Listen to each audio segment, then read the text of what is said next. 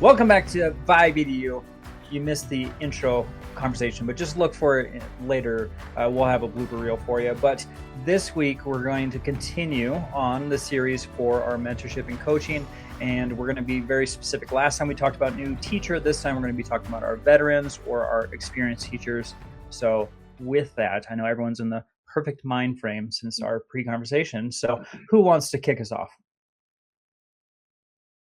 Look at TJ, just nodding. I'm going to volley it to someone. Who's going to spike? TJ. Oh, come on. You guys always want me to kick it off. Get it. Well, first off, I think we need to bust the myth that once you hit 3, 5, 10 years that you don't need a mentor or a coach anymore. That's just wrong. And so I would say that teaching is a kind of profession, maybe all professions, but teaching is definitely a profession where there's continuous improvement. We can always get better. We can always hone our craft. And I would say systems for ensuring that we're not just doing the supervision walks, but we're actually doing informal visits with feedback to teachers.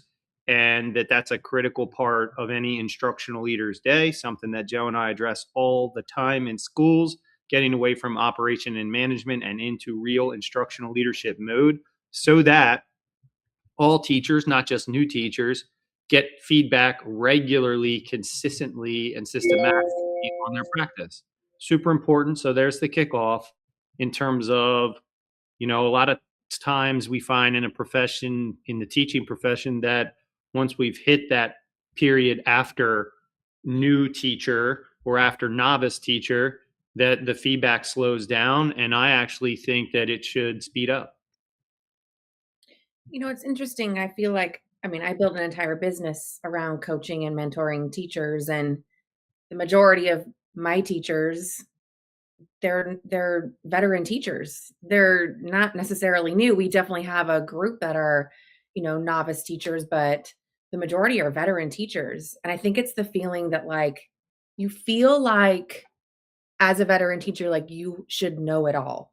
You've got it going on all the time. And if you are crying in your car after school, or you're feeling anxious on a Sunday night before you go into your Monday, it's a bad thing. There's something wrong with you. And so many of my teachers, one in particular that I'm thinking of, she had said to me years ago when she started joining the community, she said, "I just feel like I need to go back to teacher school."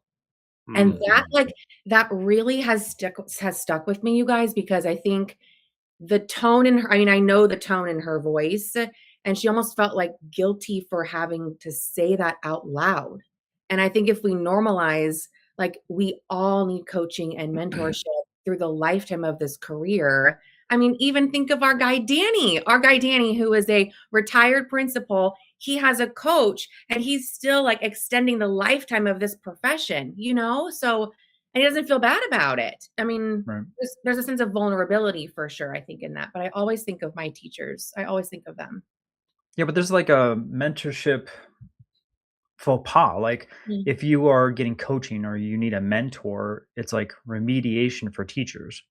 And I think it's similar to some of the negative connotations that going to see a mental health professional is. It's oh, there's something wrong with you, or you're weak and you can't do it by yourself. And so I just think there's this negative cloud over sometimes if you're getting that you're not good enough. And I think that's too bad that we sometimes look at it that way, where instead it should be what you're talking about, Kim, where we're continuous learners. I'm not perfect. I have weaknesses and things that I want to improve on. And how am I going to do that? How am I going to get myself better? And I think a lot of people do want to be better, but they also don't want to be seen or viewed in this negative light.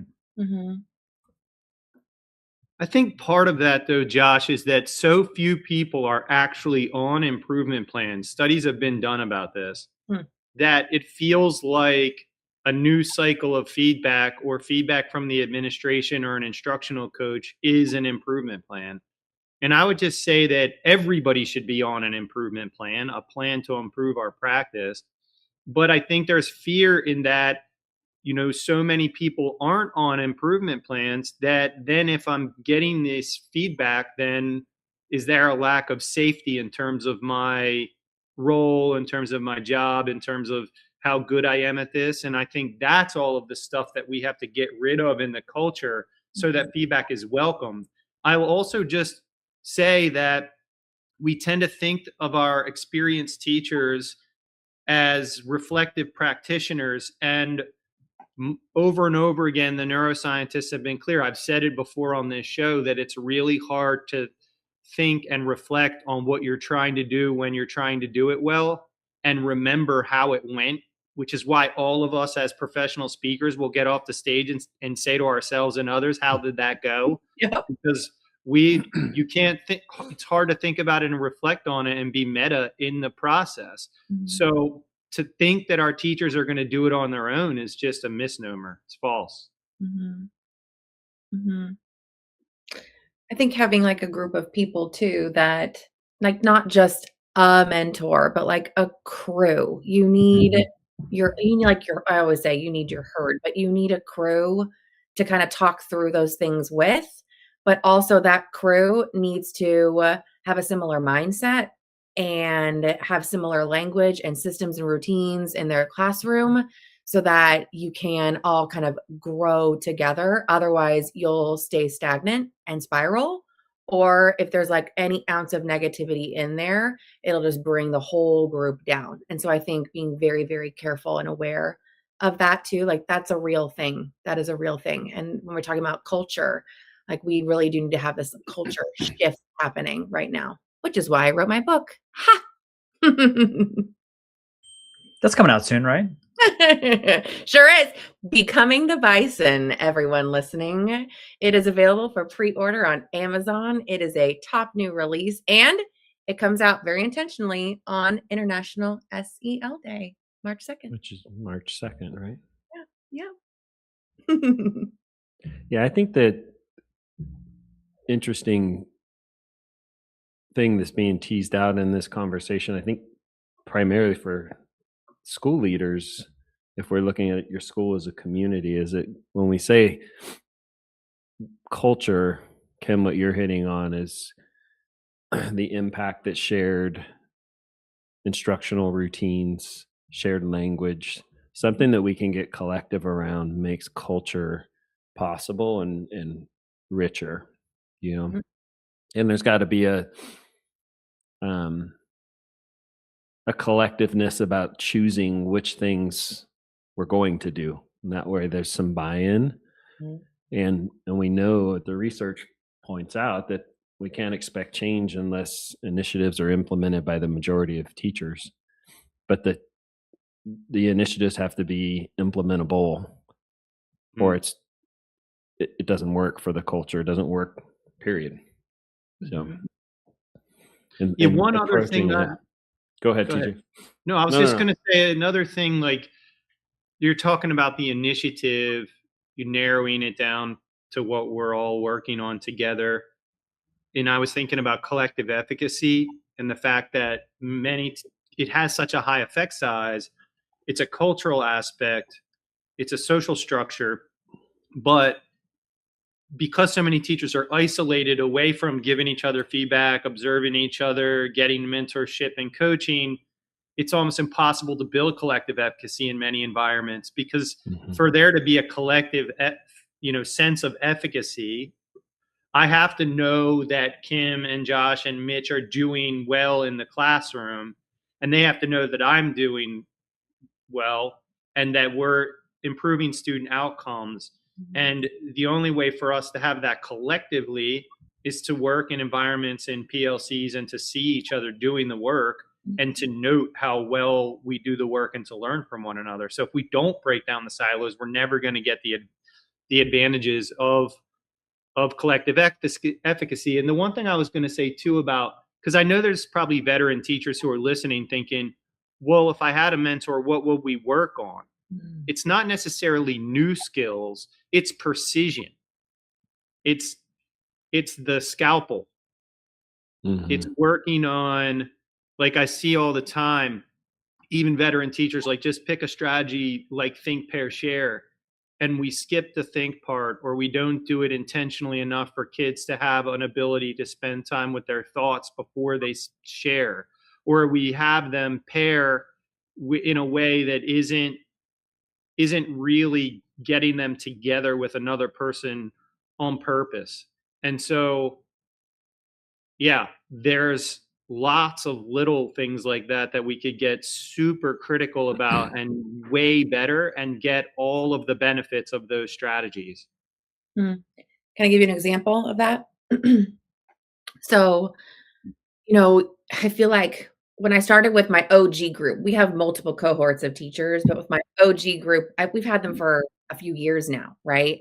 They've been with each other, and some of them are at the same school site. Some of them are lucky enough to know that they have one another at the same school That's site, cool. which is so cool to have. Some of them definitely are on little islands. And we definitely dream big about wouldn't it be nice if just these were the teachers at our single school and Kim led everybody, and they definitely dream like, Josh, you could be a part of it. TJ, you could be the superintendent. Like they have like these dreams of like what it could be like. But for years, we've been working on new stuff. And then now we are fine tuning. And so even this morning on a Monday morning, we were talking about transitions. And TJ, you and I had talked about, even on your podcast episode that we did together a week ago, we were talking about, that mental dress rehearsal, acting it out before they come down to the carpet. But like, it's February. And so really, let's get better. So what are we doing? And so my intention for the week was, okay, can you have some sort of visuals up on the smartboard, up on the whiteboard, whatever that may be for you? Can you draw out the materials that they need? Can you, they're on magnets and you could put them up. Could you have a transition team? So students now taking a role in this, and they're in charge of drawing out materials or putting materials up that are needed for this certain transition, let's just say down to the carpet. Can you take your voice out of this? And can you give power to the students? And so we were kind of walking through different ways what this could look like so that it's more intentional and it works for everybody. And so like when you said scalpel, I was like, yeah, I mean, we've been doing the new stuff, but you got it going on. You've been practicing it. You've been refining it. We've been talking through it. And now like, let's really get in there and make it tight, refined, precise, intentional. And again, the majority of teachers, you guys have been teaching for 20 plus years. We have a teacher who's retiring this year, And up until the year she's retiring, you guys, she is being coached, and she still meets on Zoom, and she still discusses the things that are going, kind of crazy in the classroom, because they always are. But I always think of you, TJ, every single time I'm going to say it again, like you just get better at it, right? Teaching doesn't get easier. You get better at it. And this one teacher, I mean, she's going to go out like knowing that she put in 110% into everything. So. But I think too, we need to normalize the strengths of that. I mean, and the reason I say that is because of some of the things that TJ was talking about before. High performers in general, outside of the world of education, it doesn't matter what you are, right? You can be an executive of a company, you can be an athlete, you can be an artist. All of them have coaches or mentors that are assisting to make them better. And so I love the point that you're talking about, Kim. It doesn't matter if you're a 35-year vet. I mean, just look at the last 5 years in the world of education. Have a few things happened since then? Of course they have. And to say that a veteran teacher isn't struggling with a new initiative or a new program or student behavior or fill in the blank, of course they probably are. It's just, again, it's looking at the sense that, I'm weak in this area, so I don't want to ask for help. I don't want to look embarrassed, right? But if we're normalizing the focus of mentorship and I'll go back to athletics, right? Because I was a coach for a real long time. So in athletics, am I only doing drills that my athletes are weak in? Or am I doing drills that they're potentially strong at also? Well, we still have to sharpen that sword, right? We continuously, even if I'm excellent at it, I'm still going to do the drills to make sure that I'm ready for game day, right? And as a coach, it's my job to be like, hey, you're doing phenomenal at that. And I'm giving feedback. And or if I see something that can be fine-tuned, I'm going to give some recommendations of what they can possibly do to get themselves ready. And are my athletes going to get like this huge reaction of, oh my goodness, how dare you? How dare you criticize me right now? But so many times, if that's provided by an administrator or a mentor or another leader, it comes off as nitpicking, or I'm criticizing you, or I'm talking down to you or something, right? And then there's this like horrible reaction that comes and follows with that. And instead, it's like, no, let's normalize the fact that if I'm a mentor, if I'm a coach, or if I'm a leader trying to assist, that I'm also focusing on strengths, but I'm also trying to fine tune. And it doesn't matter how long you've been in the profession. Don't take it personal. It's just to get better each and every day. I would love a principal, let's just say, to say that out loud to their staff. Like exactly how you said I that. have. But like not everybody is lucky enough to have a principal like a you to say that in those words with that calm tone that you had when you said it too. It was, Josh, when you said that, it felt safe for a teacher, I feel like. But it And should be. it should be. It should be a partnership, right? That's the thing I dislike about leaderships. And Kim, you've told me horror stories. I've heard it from other educators too, of people that are in your community that have these leaders that unfortunately have a power trip where it's I'm over you. Yeah. And it's fear-based. And instead, that's not, how's that helping your people? How's that helping the culture of your campus or your school district to have people in fear? It's to what TJ's point is, right? Everyone that I know, every teacher that I worked with was afraid to death of being put on a growth plan and potentially being non-renewed in the future. That was the biggest scare. If I wrote an email saying, hey, can you come down to my office? I'd have them down there in 30 seconds and they're asking if they're getting a pink slip. Why is that the first thing that comes to mind, is that I'm in trouble and I'm going to get fired. Even knowing me for years and years and my leadership style and we're partnering in this together, that still is the mindset of a teacher. That's so sad. Mm-hmm.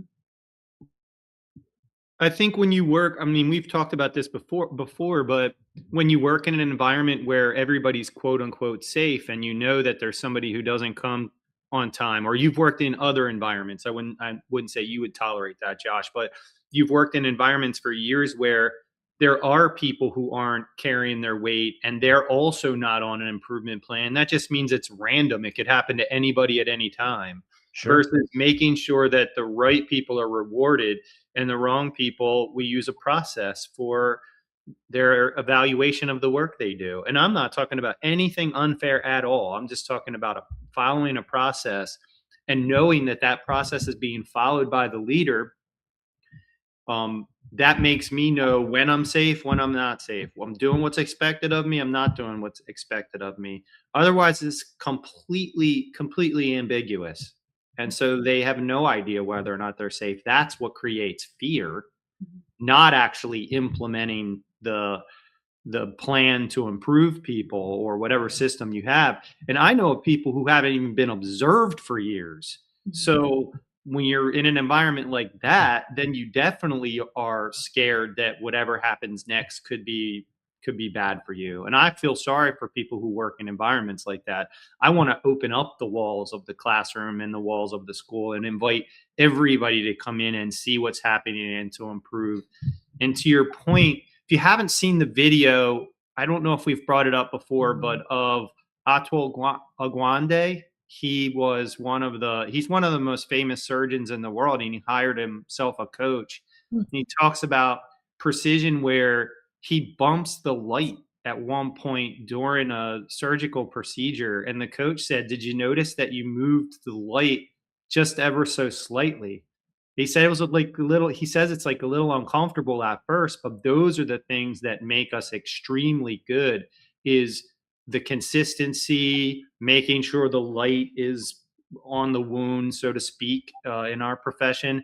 And that's what we want from people as they grow and become their best selves in front of who? Kids. Mm-hmm. Mm-hmm. But I think what people will discover is like a life spring of inspiration and like a renewed passion for the profession and teaching in those places, because it is super interesting, right? When we start to analyze it and look at it and understand the why and blah blah blah, but then getting better, progressing is engaging. It feels good, and I think there's a source of inspiration and longevity that comes with the culture of coaching and mentorship that is really interesting, as well as inspiring. That when that's absent, can get bleak, I think.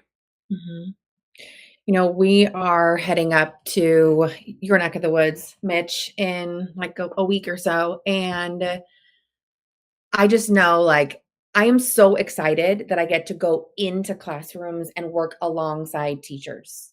And it's hard for them, I know, at first to go, sure, Kim, Jenny, Debbie, Katie, whoever's up there, like, come on in. Like, that's really, really hard. And my MO every single time is I want to help you make your job way more fun and way more relaxing and calm than it has ever been. How does that sound? And they're like, that sounds amazing. Okay, Sounds good. That comes from us kind of figuring this out together. It's not the Kim show. I don't come in and then take over and go, okay, poof, off you go now. Like, that's not the way this works. And so I think that's hard for teachers, especially when we come in. I always say, don't you dare plan a single thing. It's a normal school day. When I walk into that door, like sometimes on purpose, I'll walk in like a few minutes after or a few minutes before so that it's like real life. I just want real life so that I can feel it and then go, okay, remember we talked about whatever it was, XYZ. Okay, watch me. And then we're going to do it together again. Right? Like that type of stuff. That's how it should feel. And you guys, I don't know, I was having a day where I was like reminiscing. I went down the rabbit hole and I was looking at like videos of my son, and it had whatever, just too much life has passed. And then it jumped to a classroom. It was a classroom of mine years ago. And there was a coach. And in this video, I recorded it. And she sat down in my classroom and I started watching the video and I was like, oh my God. Like she looked at me and said, like, does this, just in this tone, does this kid have a name on their folder? Now think about that. Me, I'm going, this is a brand new kid to my classroom. They arrived yesterday. I remember this kid had arrived like the day before. She was going to come in. She took over. She wanted us just to sit and watch her with my kids. I was like, number one, I didn't feel safe. That didn't feel good. I felt like I was being reprimanded for not having a name on a folder. And I was thinking, I don't think my kids are also like into what you're doing. Also, they don't feel safe. They don't feel good around you. And here I am holding my camera, just recording, going, what am I learning from this? What is going on? And I think, again, if that coach had said, Kim, I'm going to come in, I'm going to run alongside you. Let's sit down together. Let's kind of talk through this. Hey, what's your name? Hey, I don't see your name on your folder. What's your name? Like that type of stuff, you guys, live in the moment. That's coaching. That's real life. It isn't like, I don't know.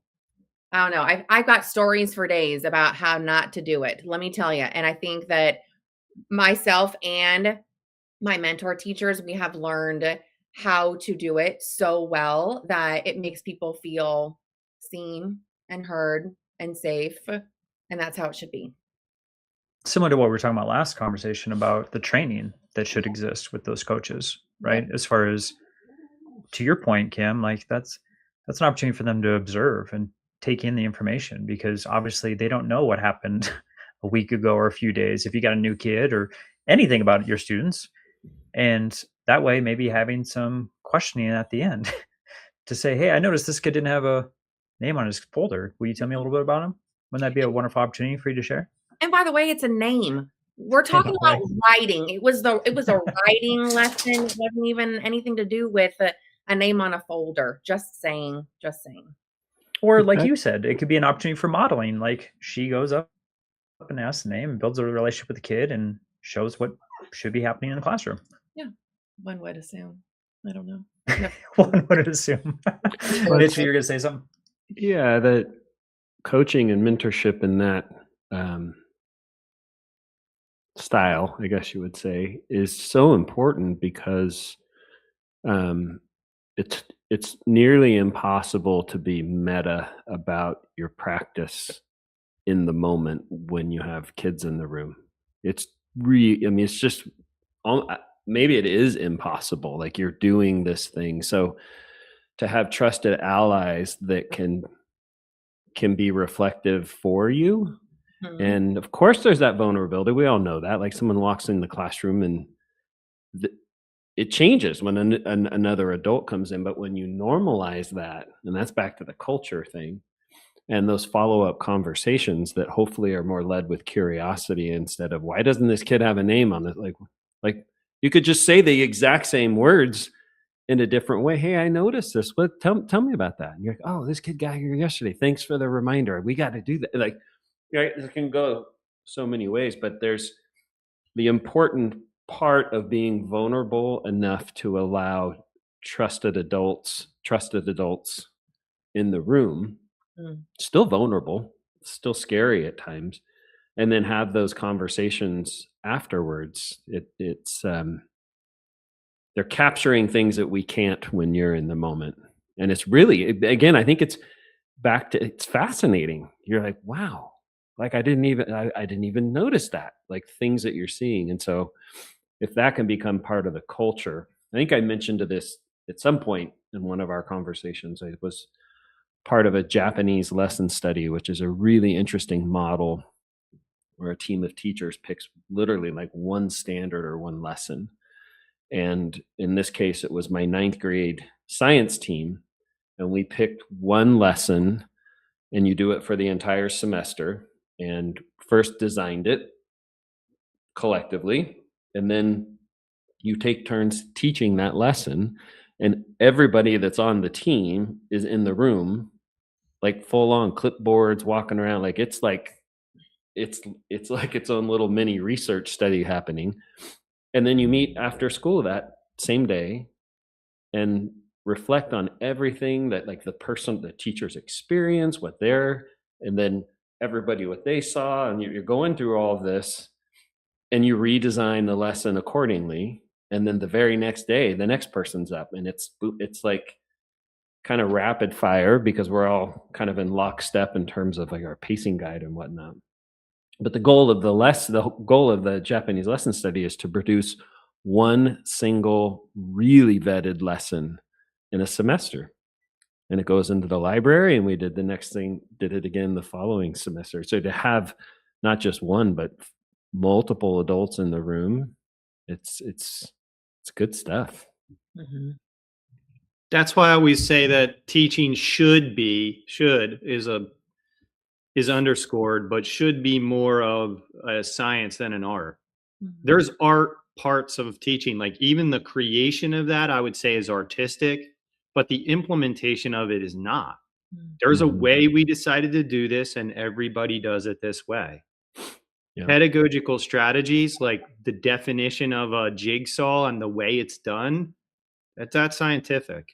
And so, the development of executive functioning skills, that's scientific. And so I love that story.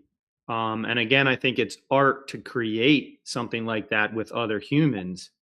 But once we perfected the way we do this is the way. That actually also allows for somebody doing walkthroughs to be able to paint on a canvas, because they're looking for the nuances in the way we've decided to do this and how it's actually unfolded, which don't always match, which is always why there ends up being a taught curriculum, a tested curriculum, a learned curriculum, a written curriculum, and they're not all the same thing. We could tighten that up by doing more of what you just described. Mm-hmm. Mm-hmm. And that is very similar to our coaching model that we use when we're in classrooms. And Mitch, I always think of you often when you're like, God, I just got to get to that school district near me. I'm like, yeah, you could walk through classroom and classroom to classroom, grade to grade to grade, and it becomes not just a lesson, but the air that they breathe. Every single teacher, every single student would live and breathe the same air. And so that, with the foundation, that social emotional learning foundation, the words that you speak, the systems that run, the routines that you have, that's the stuff that we tighten up. And to be able to pull teachers in and see it and observe it, pull teachers out, talk through it, go into another classroom and see it again, same but different, and then pull them out again. Those coaching days, it's like mind-blowing for teachers. It is life-changing. And those are my favorite days. So yeah, I love that. And for leaders tuning in, just because someone's been in the classroom for 20 or 30 years, the fact is I was just thinking, well, you could be burnt out after 3 years, depending on the scenario for sure. But that there's a like almost like a call to action where veteran teachers need that life, that new inspiration. And I'm just thinking of like after a training or a talk, or if I spoke at a conference or something, when a 30-year plus teacher will come up and be like, oh my gosh, I'm like literally thinking I'm done. And I'm so inspired. This is what I've always known I needed to be doing. And here, like things like that. Well, that's that inspiration, that lifeline that veteran teachers might need.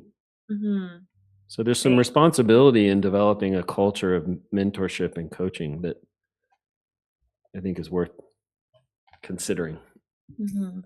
I'll also say if you're an administrator and you're in a culture that feels like us versus them, maybe it's been that way historically. One way to break down those barriers as a leader is to get into classrooms more frequently and pick out the strengths of the teachers. Let's just focus on a rising tide lifts all ships, and let's just focus on strengths and improve in the areas that we're already good at. Once we can get that down, or even use even not improve, but even use praise effectively. Once we can get that down over and over and over again, making people feel good about their work, having them feel pride in the work that they're doing, replicating the things that are already working, that starts to break down that us versus them culture and that we're all in this together. Then we can begin to make some improvements. Just being there, just spending time in the most important spaces in the schools, whether it's new teachers or veteran teachers, that's critical anyway. That's part of the strategy for breaking down the barriers and the silos. You got to go, and you got to find time in your day to do that. And teachers will remember. I remember as a probably second or third year teacher, so still really new, but not brand new. There was, I don't know if she was administrator at the time, maybe just a veteran mentor teacher. But after the lesson, it wasn't like a full debrief, but I remember it was a class, I had 42 kids in this sheltered language class for biology, freshmen. I didn't even have enough lab tables, or seats at lab tables. So I had them sitting on the counters, because it was a science lab, which they loved, of course. But, just like recipe for classroom management issues, right? And at the end of the lesson, she walked up and she just said, that was an academic environment. Wasn't a whole, this long conversation that followed, not that I remember, but I'll never forget that. Because I was so proud of myself. I was like, hell yeah, I pulled that off. That was a lot of work. And this person was just there being, outsourced my brain, my reflection, my observation, and just that's what she felt in the space. And it mattered to me, still sticks with me. I want to tell a story, something that recently happened. So when you are a teacher and you are going going to be coaching, or you're the classroom where teachers are going to come in and observe and learn from you. I just think it's so important that whatever it is that they're coming in to observe and see, it's not just that. Like, you have been chosen because it's you. It is just you. It's not that you're doing that one thing really well. It's that you have so much to give. It's the things that you're saying. It's your classroom environment. It is the other heartfelt routines that you have in there. And I just want to remind all of you that if you are a teacher that has been selected to have people come in and observe, don't throw the rest of you away because you feel like you need to put on a show to show them the one thing. You really have been selected because you are the thing. It's you that they want to see. And they also get to see that one thing that you have been, that you're showcasing or whatever. Something had happened kind of recently, and I just wanted to share that because I know that this one teacher that I'm thinking of in particular, she's not the only one. This happens to so many teachers all the time. And so I just want to encourage every teacher listening. It's you. It's you. You're special. It's not just like the one thing that you're doing. It's not like it's just the family engagement night, or it's just the GLAD strategy. It's not just the workshop model. It's not it. It's you. So don't be afraid to include you in there when other people are watching, observing. And if you're an administrator and you're setting that up, or if you're a coach and you're setting that up, develop protocols for how that should unfold. Just sending somebody into a classroom to observe doesn't mean they're going to see what you want them to see. In fact, they may see something that resembles what they already do, but the particulars are lost. And so the protocols of having more than one person there, the protocols of pointing out the small moves, the protocols of asking really curious questions of the teacher who designed the lesson, those are as important as the observation itself. And I would say without the protocols, the observation's lost and might not be worth doing anyway. Good one. That's nice. That was my rant. Well, it's the systems. It's a systems conversation, TJ. I mean, or what we've talked about before about just making assumptions. Like, we're just going to send a bunch of people in there and they're going to know what to do. Right. If that's your thought process as a leader, it's probably going to fall to the wayside. It's probably going to be, it's something in your mind, but it doesn't have the constructs put together for it to actually be successful. Mm-hmm. All right, I'm going to throw something out real quick as we close this down. And you tell me if this is something you agree with. Because I don't even know if I agree with the statement. What? Avoid forever mentors, but not coaches. Say it again. Avoid forever mentors, but not coaches. Avoid forever mentors. So someone can't be a mentor forever, but they could be a coach forever? Yeah, that's what my thought process is. Like a mentorship for a season versus a lifetime. I'm not drawing the distinction between mentor and coach like you are, maybe. You're thinking one and the same? Yeah. I think that, I for sure have mentors, and I don't ever want them to go away ever. Like ever. I feel like you guys are my mentors. Like before we even started pressing record, I was like, and what do you think about this? And what about this? You know what I mean? And I don't ever want that to ever go away, I also think coaching. What about rotating or pausing? A mentor?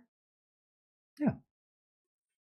I think you're constantly building a bank of mentors. I was going to say, your herd. I would say I always want my herd. I always need the people running in front of me to mentor me, keep me going, right? I always need the people running alongside me also. And then you are inspiring the people who are running behind you. So I've been mentored by people I haven't met and people who are frankly dead. But coaching is much more strategic in terms of like, there's a little more direct instruction involved with that. Yeah. There are timelines and accountability. for getting better. Holding your hand. Mentoring a lot of times is something that we seek out versus coaching. It's more of a guide on the side and informal, and coach is more direct. But that's just how I tend to think about it, which is why I like to see instructional coaches in schools. We don't call them instructional mentors. It's not, because like, here's the other thing, and this will be my final word. Reacting to feedback should not be optional. Keep going. Say again for those in the back, TJ.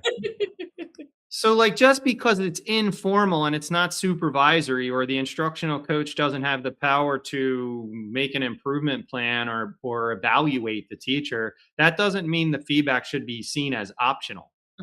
If we're given feedback on our practice and we understand the feedback, we should implement, not question. Right. And I think far too many times we scrutinize the feedback versus just giving it a shot. Love that. Just another rant. The last thing I'll say is don't forget to laugh in all of this. If you're the teacher they're coming in to observe because you've heard, Mr. Stamper is just, this is going to be amazing. and you're having a debrief, like find those moments where it just didn't work and keep humor in the mix, because it's never going to go perfect all the time. And when you think it was perfect, when you have other trusted adults being meta with you and you can have real conversations, they're going to be like, yeah, this didn't seem like it worked. And you thought, oh, that worked, and vice versa. And so if you're a brand new teacher, I know it might even be harder to do, but keep the laughter going, because it can't, it can't all just be this serious as I think we're kind of making it sound. There's a lot to be serious about, and there's very high stakes, but if you can laugh, it helps. I think usually I end up saying, you mean they were being kids? You mean you're with kids and they're being kids? Oh, okay. Yeah. Okay. Take a breath. Like, it's okay. They're being kids.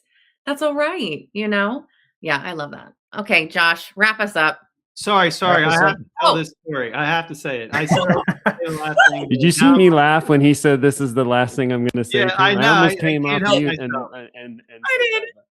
I've actually seen Danny Steele encourage practical jokes, but just a quick practical joke. Like one of my mentors and coaches worked in a classroom below me. I've mentioned him before, Dr. Thylacker, and we played practical jokes on each other. Like we would send, and then we would include the kids, and it was hilarious. And we would bag up about these practical jokes. Like I would send a kid down to him with the book upside down, and he'd say, Dr. Thylacker, all these words are upside down in this book. Like, how are we supposed to read with all these words upside down? We would do stuff like that all day, and it just made for a lot of fun. Oh, thanks for that. Thanks for the laugh. That was my real last thing. Okay, Mitch. Okay. I'm just going to pause. I'll do my 30-second wait time. Talking, then it does get, But you need to do that. Just the comedy of it all. I would do things as a science teacher, and I would make sure it was sterile. But as TJ drinking water, perfect segue. I kept a beaker, a 500 mil beaker, which is a good size beaker, and that was my I've water seen Breaking cup. Bad. I know. Yeah, you know. But just even that, like on a lab day or things like the jokes that would come out, because we'd be talking about sterile procedure and this and that, and I would have my beaker and take a big class. Just things to mess with kids too can be kind of fun. So, all right, Josh. All right. If we start going down the jokes thing, I think we're going to be another half hour. We could easily be here for another 30 to 60 minutes. Have like 3 things in the back of my mind. Save it for next time, Mitch, because next time we're going to talk about teacher leaders in regards to mentorship and coaching. And then the last one, we're going to do administration. So just teasing that one out for everyone as we've gone through the new teachers and now experienced teachers with this episode. Just a reminder, after we get done with this series, we always do a mailbag episode. So if you have any questions, if there's some comments, something that you want us to go deeper in as far as the topic, send those out to us through our websites. You can throw it in the message on YouTube or on Spotify. We'll collect those and we'll make sure that we go through as many as possible during that episode. But we always do that in between series. So looking forward to your questions for this upcoming episode for that. Kim, I always like throwing it to you in regards to this wonderful VIBE Edu event that's going to be July 31st and this year, August 1st. So is there anything you want to tease out for this episode?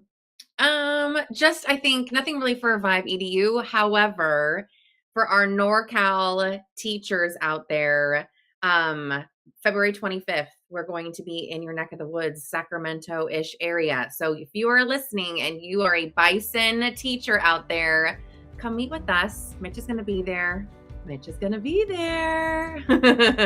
We'll have dinner. So definitely let me know. Hop on over to Instagram and say I'm in, and we'll give you all the details. Perfect. All right. If we can support you in any way, of course, in the show notes, as always, our websites are there. So make sure that you check that out. And we'd love to support you with that. As always, we hope you have a wonderful week. And we'll see you again, once again, next Sunday.